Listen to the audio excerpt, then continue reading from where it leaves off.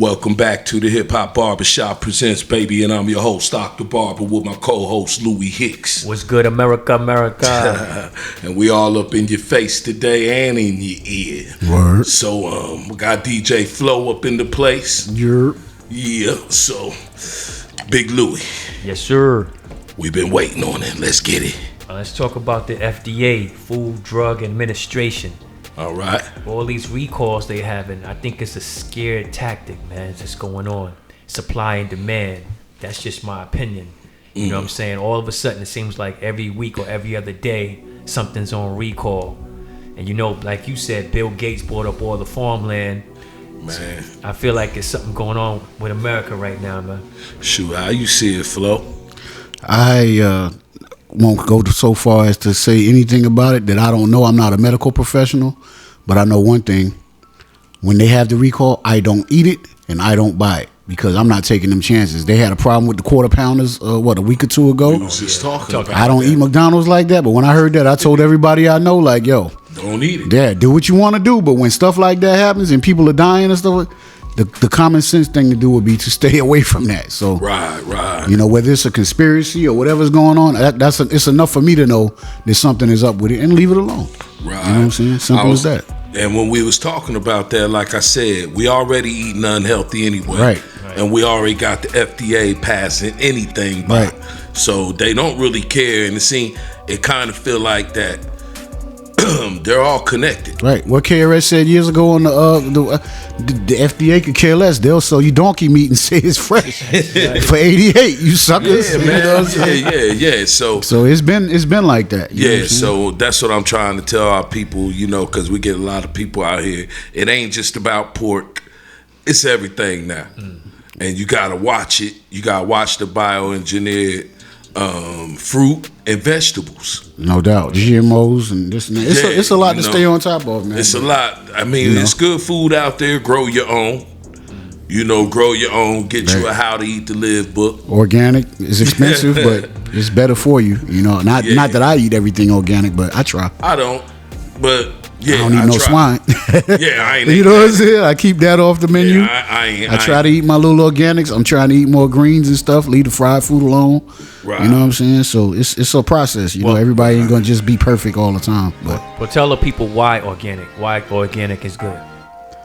I mean, if you're having food that's organic or meat that's free range, then that means that an animal that's free range is out on the grass just doing his thing. It's not cooped up in no little pen, getting shot full of hormones to get fatter quicker to go to market.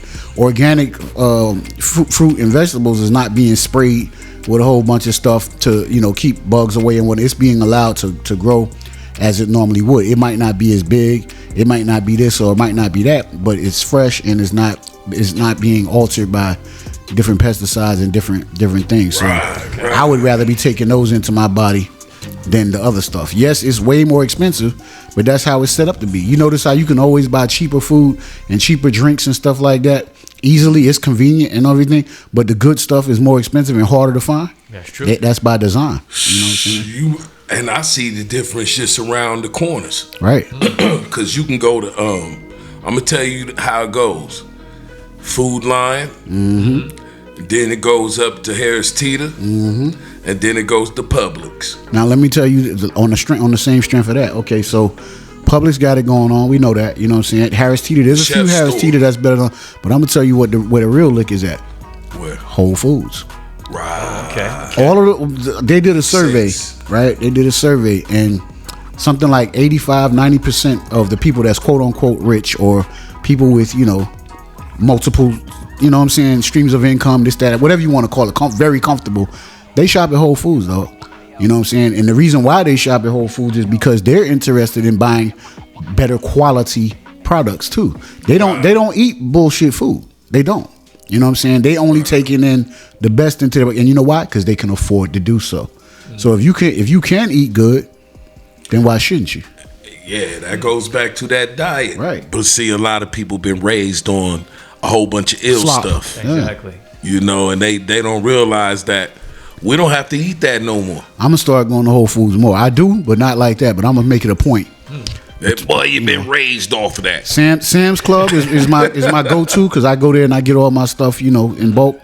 I only have to shop once a month when I go to Sam's Club. But certain things, I'm gonna start making it a point to get at Whole Foods because I know ain't nothing being sold out of there that's for the ghetto. And we need to also, got real talk. Nothing. You know what I'm saying? Ain't nothing in there being marketed towards us. You know what I'm saying? Nothing. It's not. So it's up to snuff. Yeah, they be trying to kill us. Yeah, man. It ain't no 40s in there. You know what I'm saying? It ain't no Takis. It ain't no kind of snacks or none of that. You noticed that, man. It's none of that. Wine.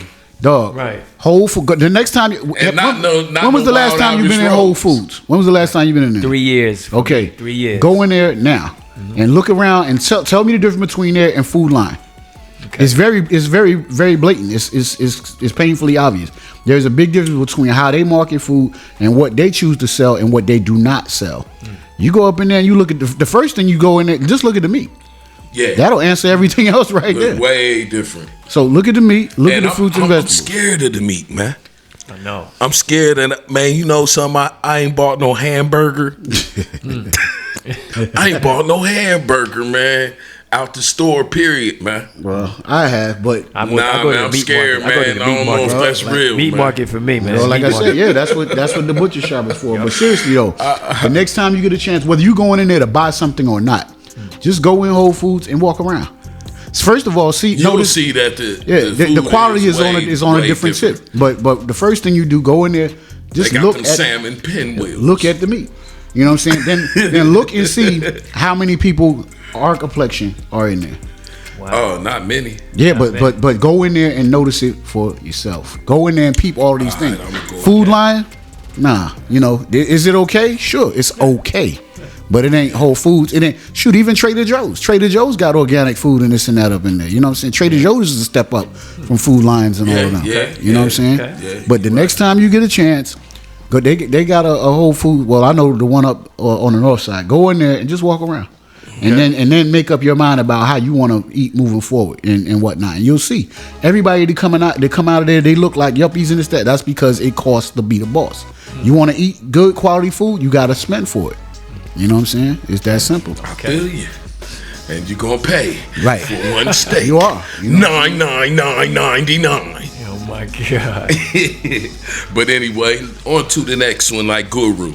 We're gonna talk about what happened to family morals, man, and values. Right.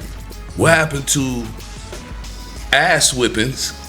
Right. Okay. And that sort of stuff. Not getting your ass abused. Right. Children, but a nice little switch to the legs for every now and then. For those, because it seemed like since we stopped doing that type stuff, or even not even going to that. Even though my grandma, she walked me up the street with a switch, so I was high stepping like Dion.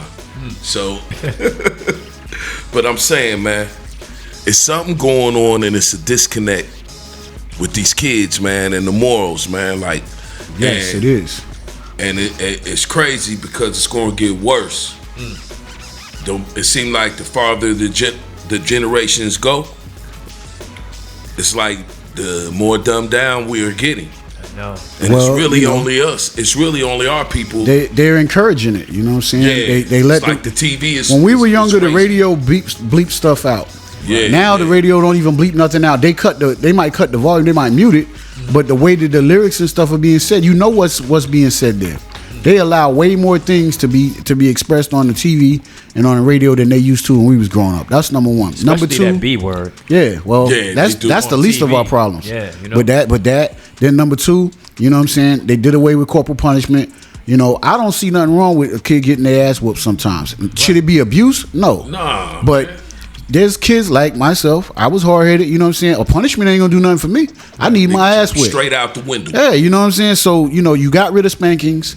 You let any old thing be on the radio and the TV. Parents feel scared to whip their kids. Kids run around here with cell phones, looking at stuff they shouldn't be looking at, talking to people they shouldn't be looking at. And it's a crazy sense of entitlement from these kids. Right. Yes. You know what I'm saying? Yes. They think everything is about them. The world revolves around them.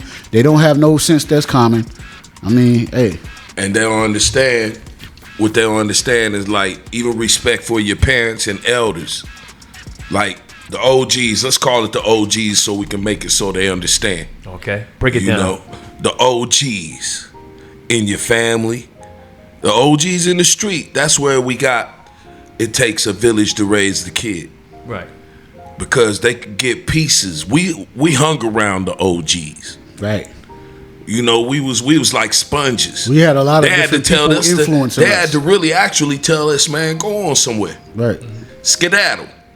You hearing too much, but they was peeping us doing that. Yeah. So on that note, since you went there with it, kids don't stay in a child's place no more. Nope. They sit up under adults. I've been in garages and man caves and stuff. Kids walk right in. They don't even say excuse me. Just walk right in and bust out talking, daddy, da da da da, about bullshit.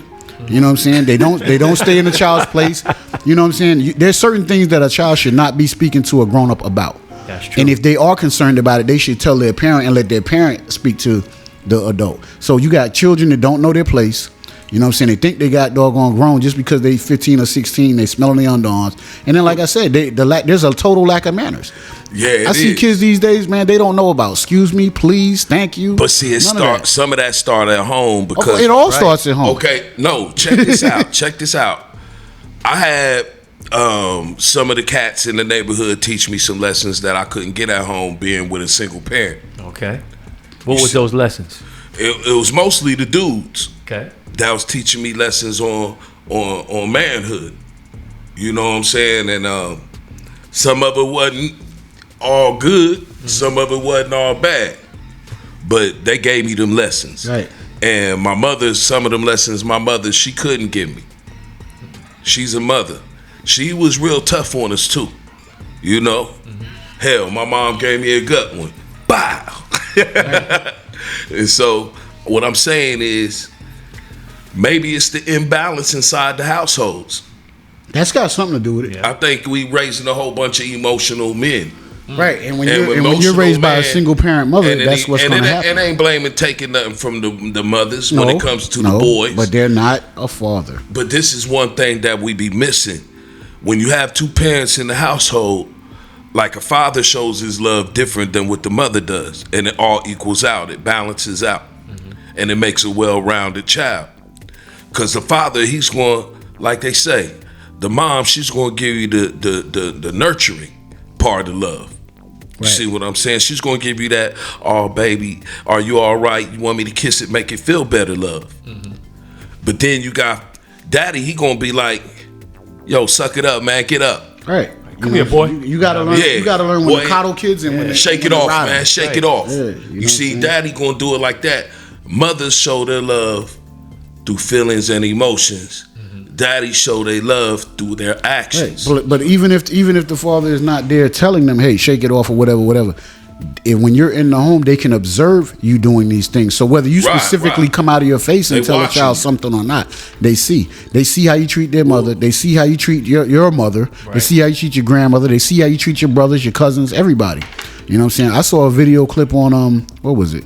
I think Instagram the other day where a little kid was getting on his dad like, yo, why you don't love my mother like that? You know what I'm saying? Like he basically observed. He got old enough to where he saw like, dude, you don't show no affection to my mom. What's up with that? And he got in the kid's in the Hey, man, I dude's seen that. butt. You I know what I'm talking seen about? that. The kid had the real thick hair and all that. Yeah. And the father was sitting there looking at him like, Yeah, he's schooling me. hey, like there was nothing to be said. Because if you do that around your son, he's not learning how to love women properly. Right. He's learning how to lay up on them and do this and do that. But he's not learning how to love that woman. And see, the thing is, we can learn from the youth as well as the youth learning from us.